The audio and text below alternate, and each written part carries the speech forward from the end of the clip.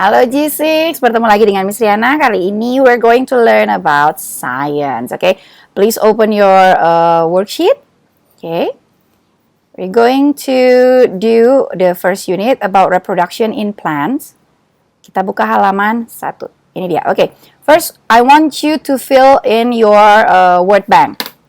Okay, nanti kita akan belajar tentang pollination, pollen, ovule, dan sebagainya. Sekarang kita akan bahas dulu arti katanya satu-satu ya. Oke, pollination kalian boleh tulis di di sini di buku kalian tulis bahasa Indonesianya adalah penyerbukan. Ya. Kemudian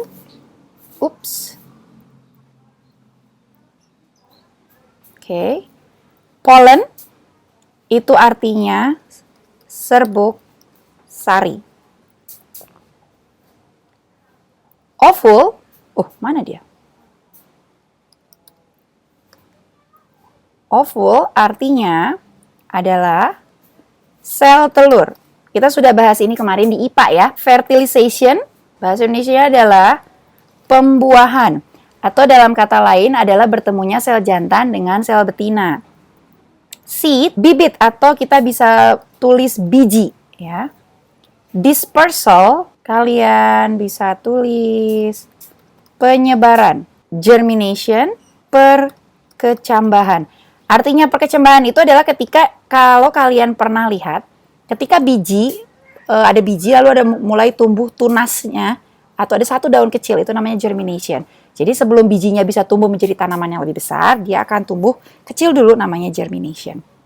Artificial artinya adalah buatan. Oke, ini adalah kata-kata yang kurang lebih nanti kita akan bahas di pembelajaran kita di unit 1 ini ya. Oke, now we're going to learn about reproductive parts of a flower. You have to match this.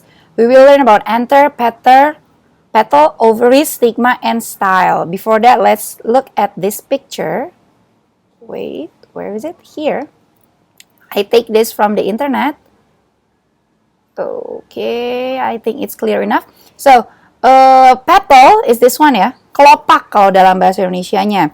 Ovary ada di dalam sini, di dalam bunganya, itu adalah sel telur.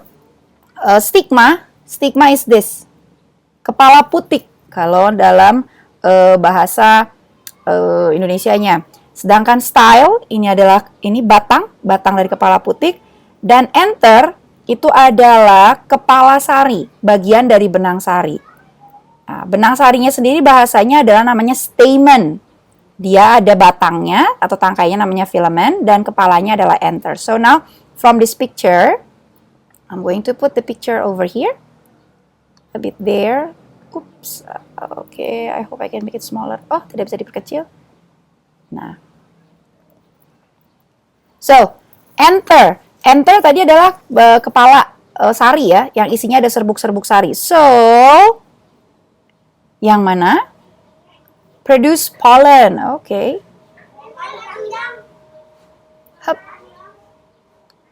Produce pollen.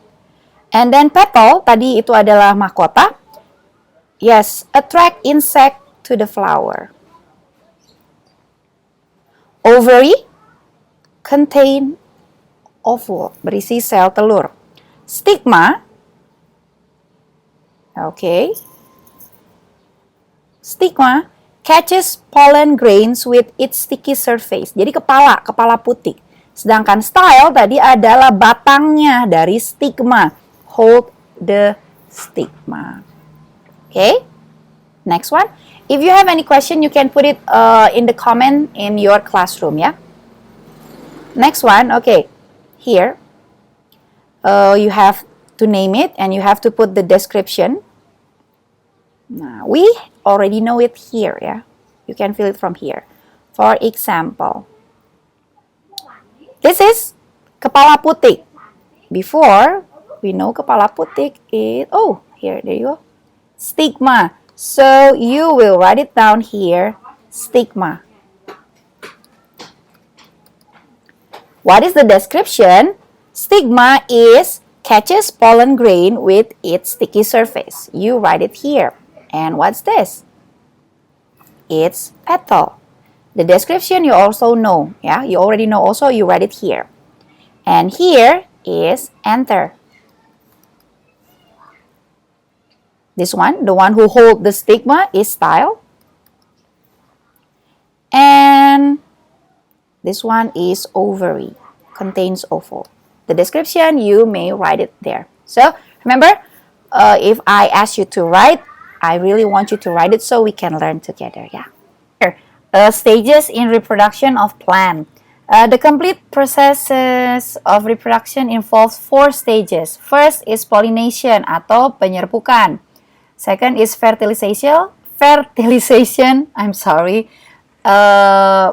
Pembuahan, bertemunya sel jantan dan sel betina. The third one is seed dispersal or dispersal of seed, penyebaran benih atau biji.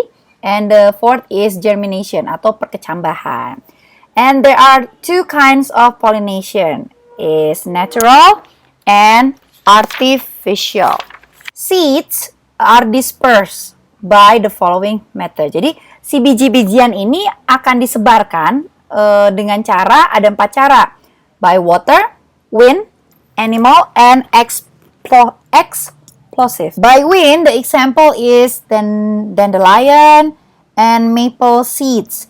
Mereka bijinya itu atau benihnya itu sangat ringan sehingga akan mudah terbawa oleh angin. And that's for wind ya. And then for water, sorry, I put the wind first. And for water, plants that grow in or near river or seas drop their fruits or seed in the water. And then the water will carry them to new place. Contohnya biji kelapa, biji daun teratai. Kalau untuk ini biasanya tanaman-tanaman yang tinggal di dekat air. About animal. Jadi ini dengan bantuan hewan. Contohnya, for example, monkey. Monyetnya memakan buah-buahan. Bijinya kan tidak mereka makan. Bijinya mereka buang saja kemana. Nah, itu juga termasuk seeds dispersal. And then, for example, the other one for animal, the seed can stick to the hair or feathers of animals and are carried to new places. Misalnya, ada tumbuhan yang gampang menempel di tubuh binatang. Nanti nempel di tubuh binatang, binatangnya pergi dan ke tempat yang baru dan akan tumbuh di situ. And for explosive is contohnya adalah biji-bijian. Dia ketika nanti sudah kering atau sudah cukup tua si buahnya, si potnya atau selongsongnya akan seperti meletus, seperti meledak dan bijinya akan tersebar kemana-mana. We will see the example after this ya. And then now, reproduction without seeds. Tadi kan pakai biji atau pakai benih. Nah, sekarang tidak usah. This reproduction is called asexual reproduction. And then we will complete the table from roots. Jadi kalau kita menggunakan akarnya atau dalam bahasa Indonesia namanya umbi akar, contohnya ada wortel. And if it's from leaves, bahasa Indonesia kita bilang stek daun. The example is bryophyllum. Bahasa Indonesianya cocor bebek. And from stem, dari batangnya, we have potato, we have sweet potato, we have ginger. Jadi, kita ambil saja bagian dari batangnya ini, lalu kita tanam. Istilah lainnya dalam bahasa Indonesia adalah umbi batang. Nanti akan jadi tumbuhan baru. Now, tadi kita bicara tentang yang natural ya, the natural reproduction. Now, the artificial reproduction, we have to complete the chart. We will learn about 2 kind of method, in cutting and about marketing. Kalau cutting, bahasa Indonesia sering kita sebut stek. Jadi kita patahkan saja, kemudian kita tanam atau kita taruh di tanah, dia akan jadi tumbuhan baru. Kalau cangkok kita sudah belajar ya. Sekarang let's try this. I have this and I'm going to explain it to you. So I will ask you to draw it here ya. You have 3 circles here and I want you to draw it like this. This is for cutting. Cutting. A stem or a leaf is cut of an adult plant and placed in soil. Jadi, ini contohnya yang tadi, cocor bebek ya. Here. Diambil daunnya, kita tanam, kita biarkan saja di tanah, and then it will grow into young plant and become adult plant. Contoh lainnya kalau stek batang, contohnya singkong. Kalian potong saja batangnya, kalian tanam batangnya, ditancapkan saja ke tanah, dan nanti batangnya akan tumbuh menjadi tanaman baru. That is cutting. Bahasa Indonesianya stek. And markoting. Okay, in Indonesia we call it cangkok. A cut is made around the stem or branch of a plant. The cut is covered with moist earth or moss and plastic. Slowly roots develop. Nah, jadi kita potong sedikit, lalu kita tutup dengan ada tanahnya, ada sabut kelapa. Nanti kita akan belajar juga di pelajaran tematik ya. Lalu kita tutup pakai plastik. Nanti lama-kelamaan here roots will develop, akan tumbuh akar. Setelah tumbuh akar, kita potong bagiannya, dan bagian yang sudah ada akarnya kita tanam. Sehingga itu akan jadi tanaman baru yang lebih cepat tumbuhnya dibandingkan kalau kita harus menunggu dari biji. Okay. Many fruits and plants with beautiful flowers are grown using marketing. Example, guava, starfruit, durian, hibiscus, roses, and etc. Okay, so I need you to draw here what I just explained, how to do it. Yeah. Okay, now the advantages of the asexual reproduction. Keuntungannya apa sih, Miss? Kenapa sih kita harus pakai perkembangbiakan vegetatif, nggak generatif saja? First, of course, if you use the sexual reproduction, you will need the male and female. Kalian akan butuh dua sel, yaitu sel jantan dan sel betina. Tapi kalau menggunakan metode asexual reproduction atau vegetatif, tidak usah. Okay, here goes the advantages. 1. It is an easy way to grow new plant. Remember before when you have to wait from the seed, and the seed will germinate and it become new plant, you have to wait. This one, it will be easier to do it. Okay, number 2. It is faster. You don't have to wait that long. And the third one. Oops.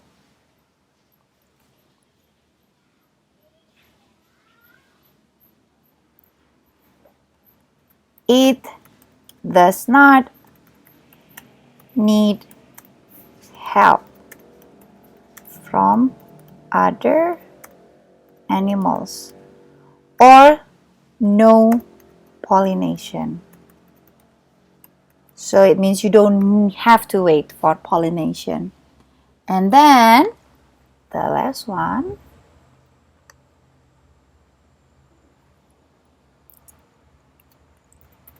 the new plants are exactly the same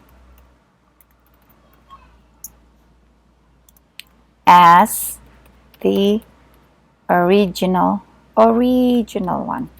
So, kalau kita melakukan perkembangbiakan vegetatif ini, nanti hasilnya tanaman anakannya akan sama persis dengan induknya. Ketika kita ingin menanam mangga yang manis, kita cangkok, hasilnya pasti akan manis. Mungkin akan berbeda jika kita menanamnya dari biji. Belum tentu akan sama persis dengan induknya. Okay.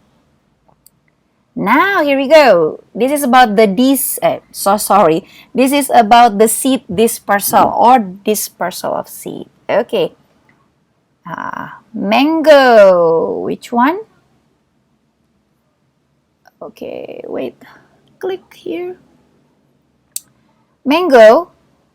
Usually animal will eat it. This one, the beans. This is the pod. It will explode. So it will be explosion. And here, mimosa, putri malu kalau dalam bahasa Indonesianya, itu kalau kita pegang itu akan mudah sekali menempel di pakaian kita. Okay. menempel. So animal by sticking to hair or fur, and this is dandelion. Blow it up. So yes, it will be the help of wind. Biasanya kalau yang dibantu oleh angin, biasanya dia akan ringan. Bagian dari ini bagian dari benang sarinya, serbuk sari akan menempel di kepala putiknya, akan berhubungan dengan angin karena dia lebih ringan, mudah terbawa angin. And lotus, tanaman air. Okay, there you go. Okay, and then we're done. We're going to do this together on the review part. We will have a video conference for this. So, it's a wrap. Thank you and see you.